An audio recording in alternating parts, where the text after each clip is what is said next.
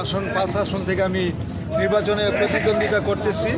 তো আমার প্রচারের আজকে দ্বিতীয় দিন। আমি দ্বিতীয় দিনে খানপুর হাসপাতালের সামনে থেকে আমি এই দিক দিয়ে ঘুরে ব্যাংক কলোনি হয়ে চাষারা হয়ে এখানে এই যে উত্তর চাষারা এসে আমি এখানে আমরা এখন কথা বলতেছি। তো আসলে আমরা এখানে যা দেখলাম আমাদের ব্যাপক সাড়া পেয়েছি। আমি আমাদের বলতে গেলে যে আমাদের ফুটবলের একরকম জোয়ার সৃষ্টি হয়েছে। আর যেটা বললেন যে কোনো ভয়ভীতি ইনশাল্লাহ নাই। আমাদের এই 5 আসন মোটামুটি লেভেল প্লেইং ফিল্ড ভালো আছে, লেভেল আছে ফিল্ড। ইনশাল্লাহ কোনো এরকম কোনো আশঙ্কা করা যায়, কিন্তু এটা বাস্তবে এটার সাথে কোনো মিল নেই।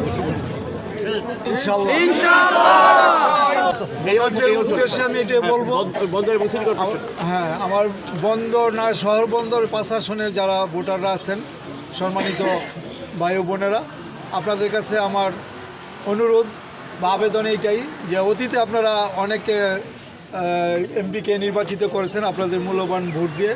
তো তাদের থেকে কি পেয়েছেন এটা আপনারা ভালো জানেন, আমরাও জানি। তবে আমরা বলতে চাই না, কারণ আপনারাই ভালো বলতে পারবেন, আপনারা এই বিচার বিশ্লেষণ করবেন। কিন্তু আমি যে এবার নির্বাচনে অংশ নিয়েছি শুধু আপনাদের সেবা বা নারায়ণগঞ্জ 5 আসনের উন্নয়নের লক্ষ্যে আমি নির্বাচনে অংশ নিয়েছি। কারণ অতীতে অনেকে অনেক ধরনের প্রতিশ্রুতি অনেক কিছুই দিয়েছে, কিন্তু তারা কতটুকু রক্ষা করেছে এটা আপনারাই ভালো জানেন। আমি বলবো না যে করছে বা করে নাই, এটা আপনারাই বুঝবেন, ভালো জানবেন। এবং আপনারা বিচার বিবেচনা করে যদি মনে করেন আমার কিছু ব্যাকগ্রাউন্ড আপনারা যাচাই বাছাই করে যে আমার দ্বারা কাজ হবে বা আমি কাজ করব, তা আমার উপর আপনারা আস্থা রেখে আমাকে নির্বাচিত করতে পারেন, আমাকে ভোট দিতে পারেন।